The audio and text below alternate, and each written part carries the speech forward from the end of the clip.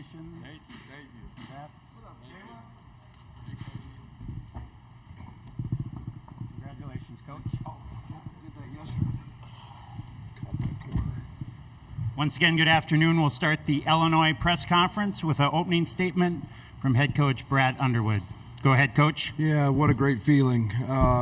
My hat's off to Wisconsin. Wow, are they good? They'll make a lot of noise. You know, when you're part of something that's really special, and that's this league, when you accomplish something like this, you really appreciate it. You don't take it for granted. This league's very, very good.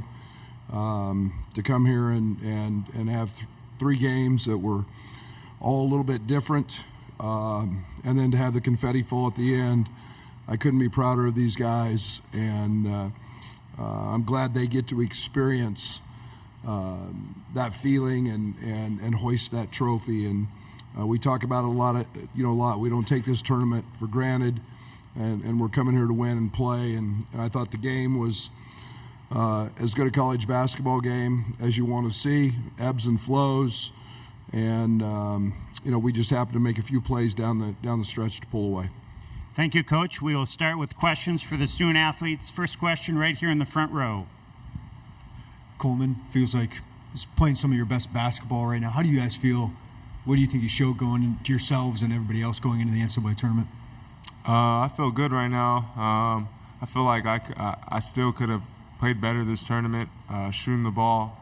I feel like we made some crucial adjustments in all the games we played, and that's what won us these games, and that's what it's going to come down to in March. So, just staying ready for whatever opponent we have next, and staying dialed into those details and being ready to make adjustments on the fly whenever we need to, because we only got one shot now, and if we lose, we go home. So just staying dialed in and staying attention to details is what's going to take to win. So Next question, middle, second row. Marcus, you come here for 1 year. You get one chance to kind of do all this. What's this mean to you to get this moment in Minneapolis and have all the confetti falling?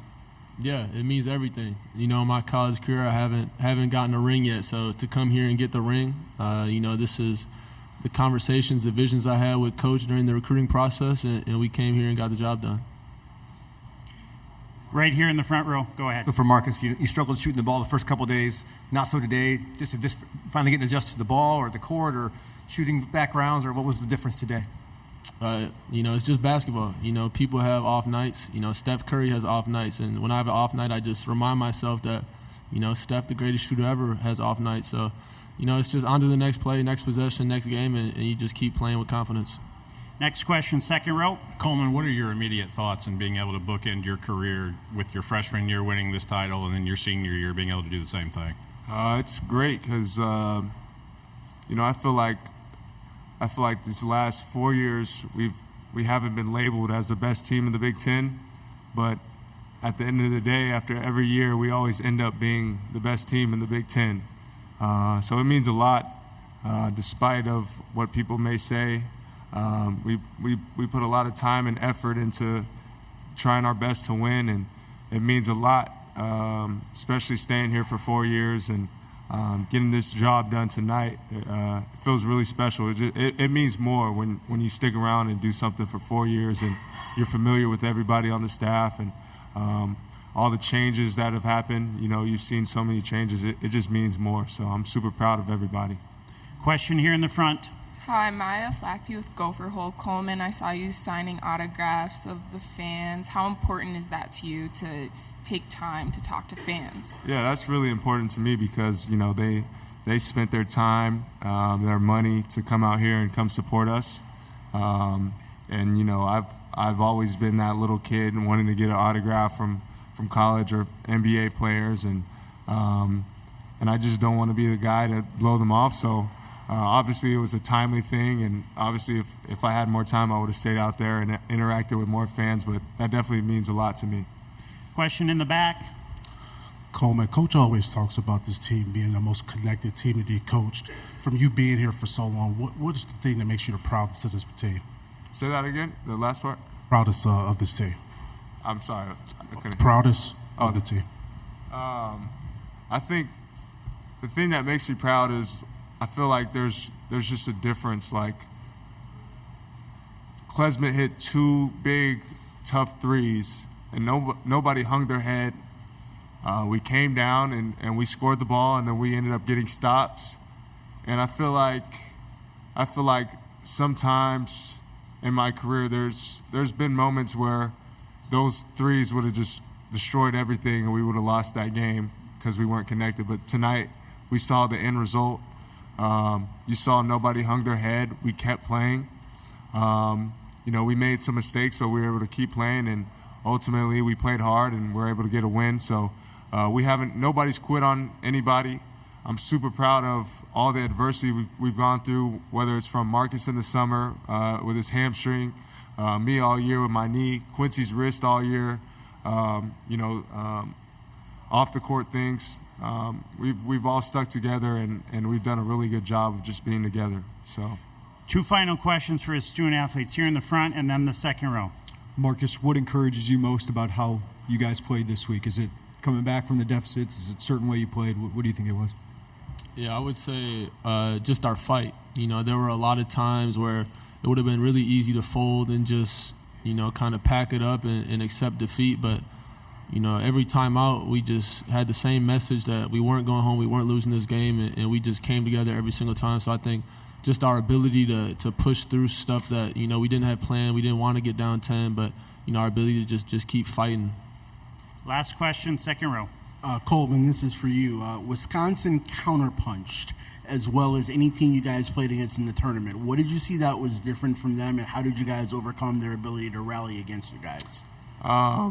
It's funny because I told the guys in the locker room after we beat them in Wisconsin, I said, I wonder why Chucky Hepburn isn't so aggressive. I feel like he's one of the best players in our league. I felt like the first game he wasn't that aggressive, but tonight we saw him be a little bit more aggressive, coming off those ball screens, choking his motor, get into his spots, passing the ball well. And I think if he plays the way he plays tonight and all tournament, really, toughening out through that leg injury I think he had. But I think when he's aggressive, I feel like they're a really good team. And I think that was the biggest thing tonight, his aggressiveness, for sure. And Stephen Crowell was in the game. He was in foul trouble when we played them up at Madison, and so he's a big piece for them as well. So, thank you, Marcus. Coleman, you can head back to the locker room. Go get a bigger piece of the net.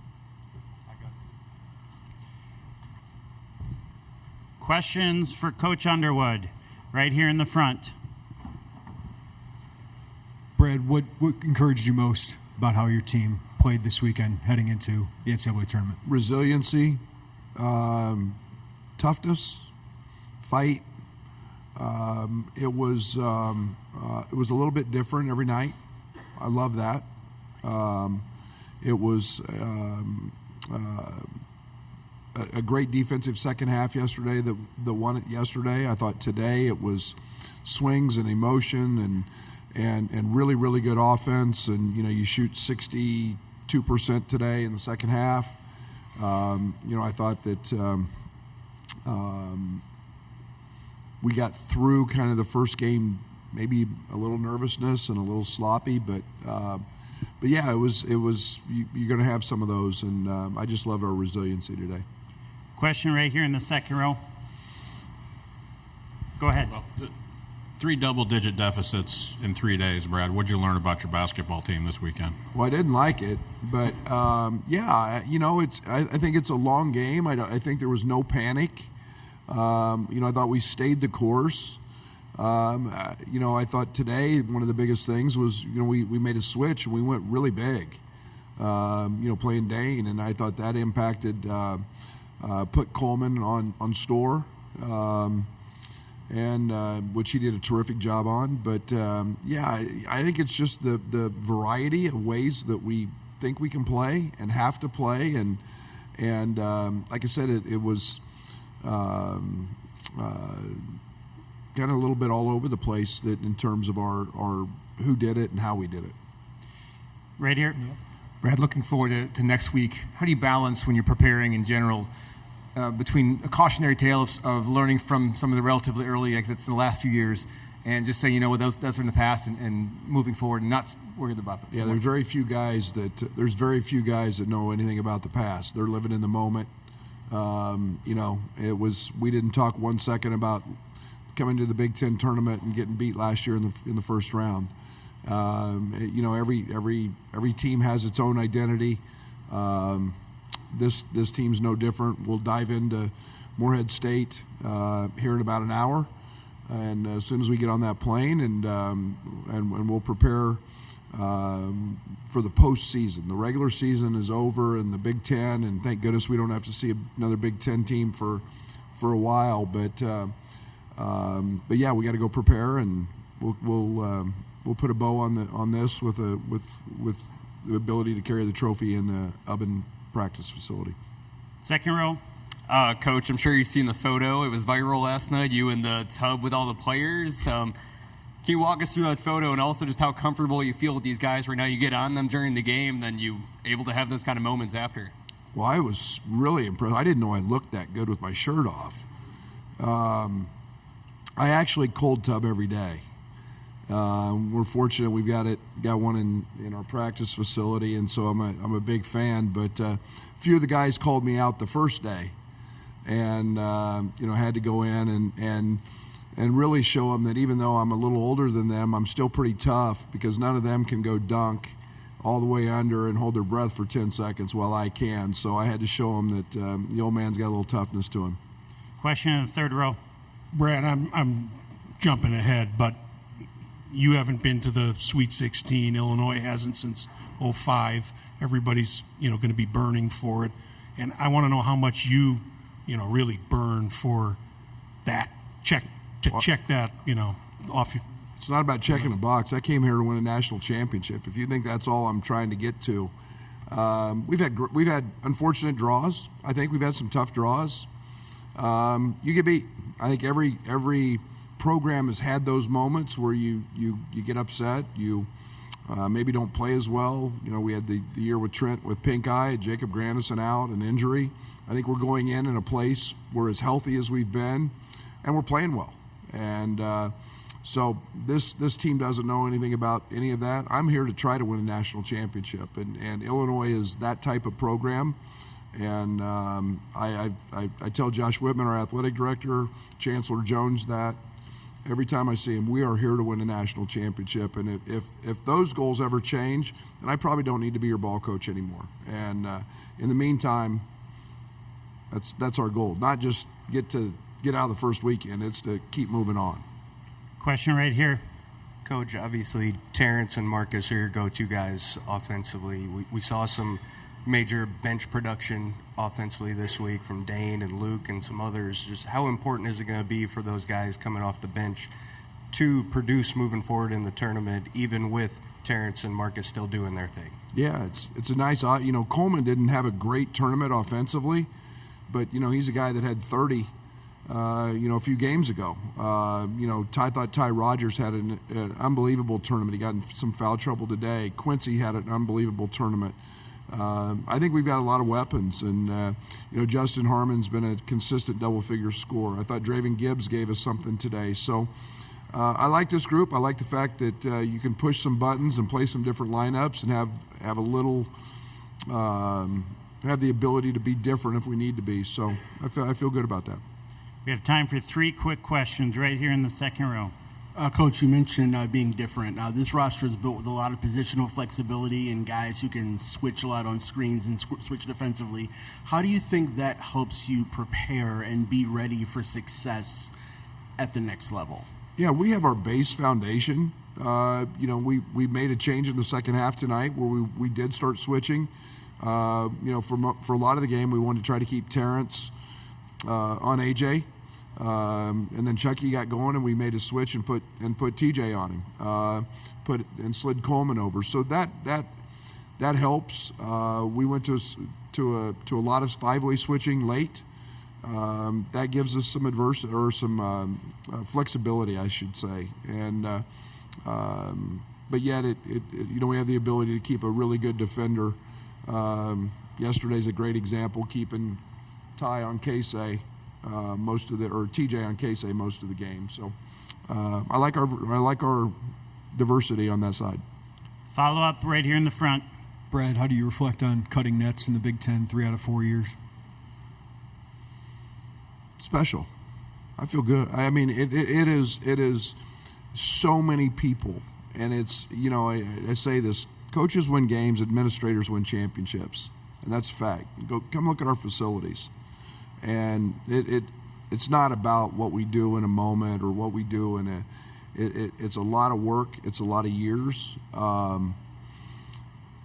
say it all the time: it's the best league in the country. Best coaches who have become great friends. Throughout, we compete like hell for 40 minutes, and yet we all get along. Great players, and to be able to do that, in my opinion, it's pretty special. I like the fact that I think that's where Illinois basketball should be, and it's nice to get it there and keep it there. And a lot of hard work, a lot of people behind it, a lot of good players, a lot of great coaches, a lot of administrators and support staff. Final question, third row. Probably best this is last. I'd appreciate an answer. Terrence Shannon Jr., I think 102 points in 3 days, hottest player on the planet, but he's not at the podium after. He's not available in the locker room. As you go forward, the games get bigger, the stage, and if he keeps playing like this, I would assume it's going to become, even more of a complaint from the media. Or are you concerned at all about where this could head? Are you okay with it? To what extent can you kind of speak for Illinois? I'm great. Again, I'm the basketball coach, and a lot of this stuff was put in play by our university, the courts. And I'm not going to consume myself with it. I've got a locker room full of players that I said when he was suspended, I was going to coach the guys in the locker room. He's in the locker room. I'm going to coach him, and it's a very serious matter. He's got representation, and that locker room is so strong that whatever. How hot he gets. We knew he was hot. He's a good player. He was hot before it happened. It will be handled accordingly and with great sensitivity and respect to everybody. Thank you, Coach. Thank you.